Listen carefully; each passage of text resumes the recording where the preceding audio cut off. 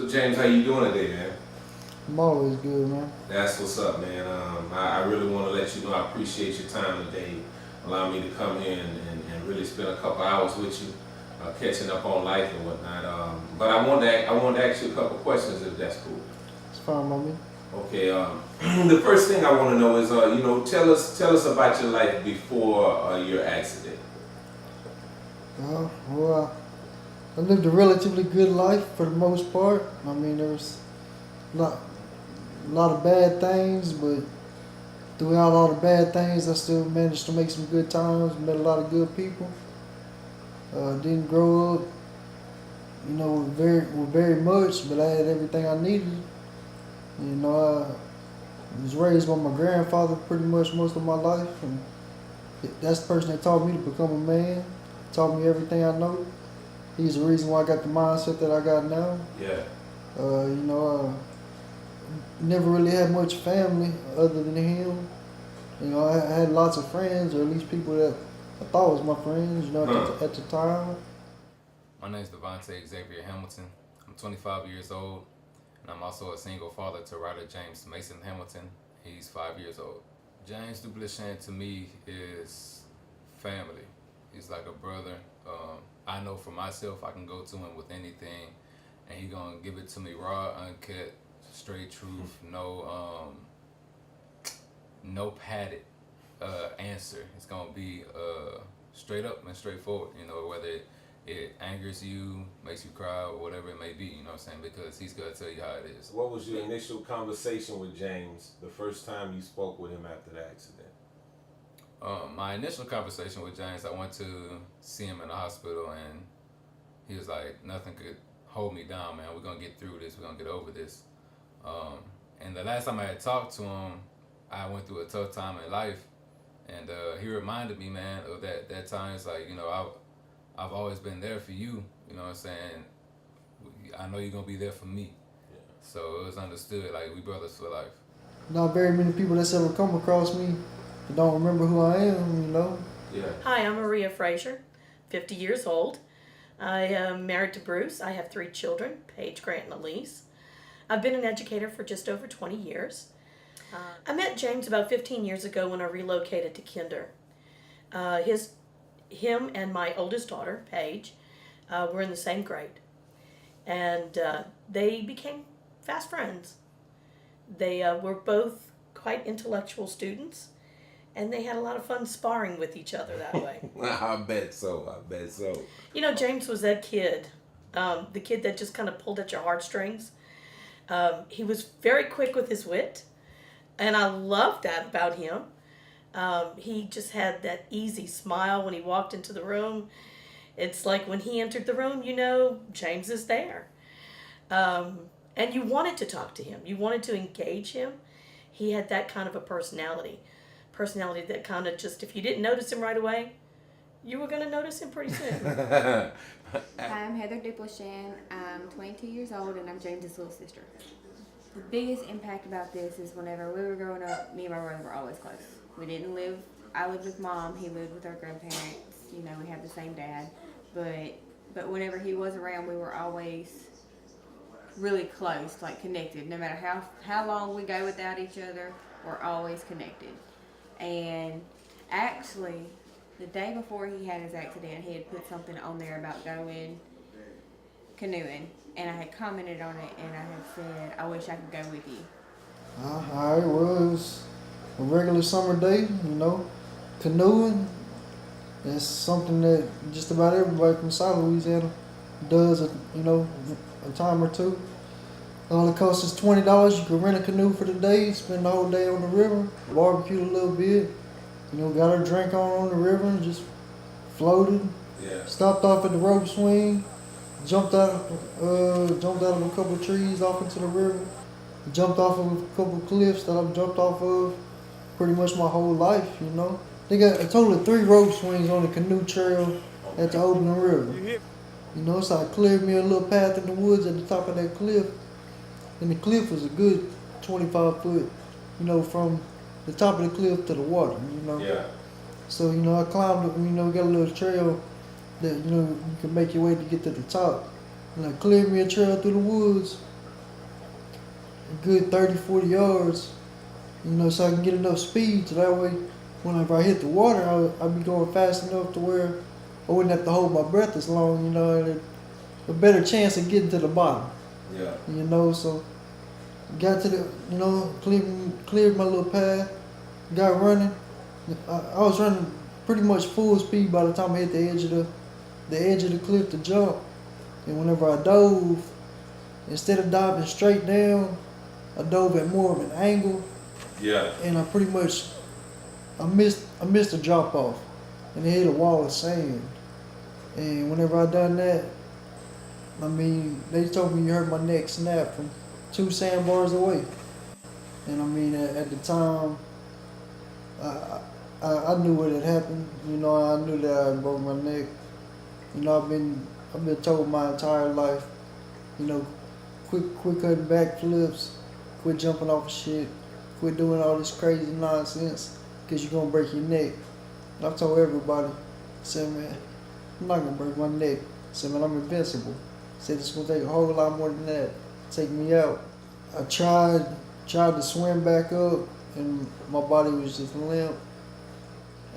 And at this point, you know, I felt myself get, you know, I tried with everything I had to, to come back up out this water, but you know, my body was pretty much dead to me at this point, and I'm on the verge of not just drowning, but choking to death at the same time. And you know, I just felt myself getting pulled to the shore. After 20 years of walking and doing everything without even thinking about it, to trying with every fiber of my being just to lift my arm or to even open my mouth all the way and take a breath. I gotta say, on some of his weakest days, he still amazes me. Yes. Yes. Because he may, you know, some days have them days where he wants to give up. Yes. But he has this moment. He seeps in it for a minute, and then he goes on about it. Yes. He doesn't dwell on it. You know, he releases what he needs to release. He vents to me or whatever. He says what he has to say, and then he's okay. You know, I mean, whether or not he got dealt a shitty hand, excuse the language, he made the best of it. Yes. He makes the best of it every single day. Every day. Yes. You know, so it makes me, like, when I'm complaining, oh, I don't have a car, you know, I had to move back in with mom and dad, and I just had a baby, and I'm a single mom. That's still nothing compared to what he goes through every single day. That's wonderful. Because I'm capable. Yes. You know, one day I'd like to be an advocate just for quadriplegics alone.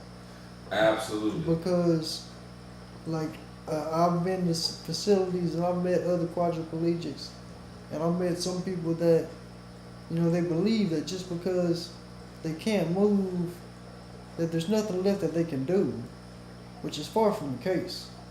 So I mean, with enough willpower, man, and enough drive, Yes. I mean, you can do anything.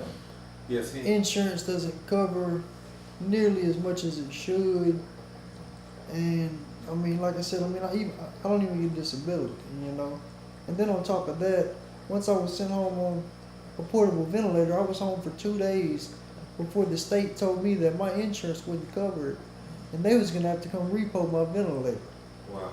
So I mean, that right there just goes to show you that, I mean, once they assume that you can't be a productive member of society, you know, they're ready just to cast you aside.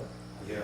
And you know, I refuse to be cast aside, and I refuse to lay in this bed for the rest of my days. That's right. But I think if I can get my message out there, you know, and show the world that, you know, just because we can't move, that we still have things to offer. Yes. I mean, you know, for instance, I mean, Stephen Hawking is one of the smartest men in the world. Yes. And I mean, you know, he's in the shape that I'm in, you know? Yes.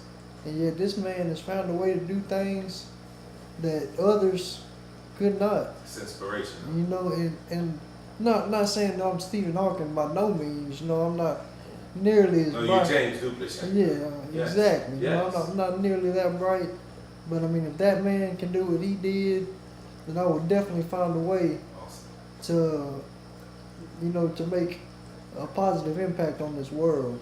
I'm Dex Hamilton, 49 years old. I'm heartbroken by his story every time he tells it. But more so than that, I'm there with him every step of the way, letting him know that his power truly resonates with his mind. He is super smart.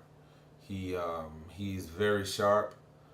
He has things he wants to do. He wants to go back to school. He wants to do things, and he has a short-term goal of getting the activity of one arm, and he has had success with that, with going to a state-funded facility that he made a lot of progress. We have hope.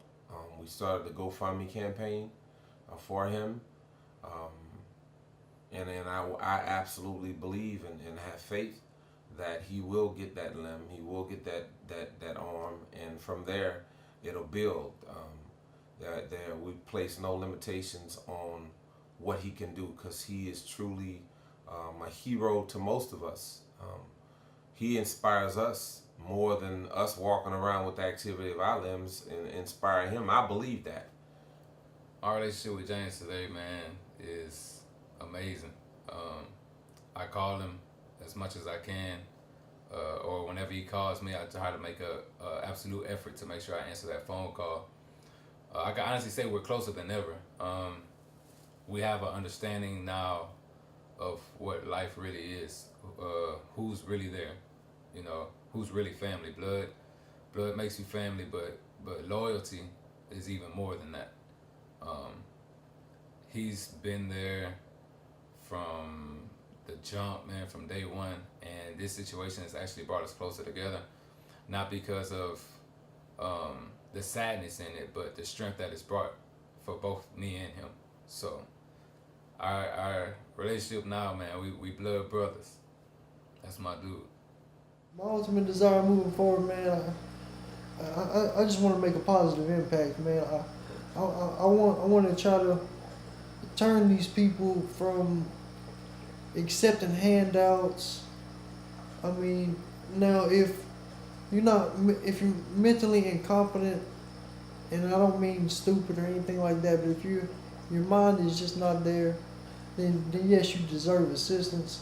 But if you have a decent enough mind, then you can find a way to do something for Yes. other people. Yes. And I mean, my ultimate goal, man, is, personally, I want not my name, my grandfather's name, who I'm named after, James Sherwin Duplessis, to live on in a positive way.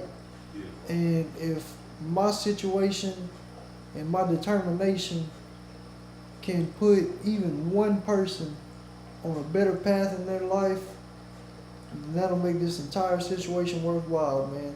That is my goal.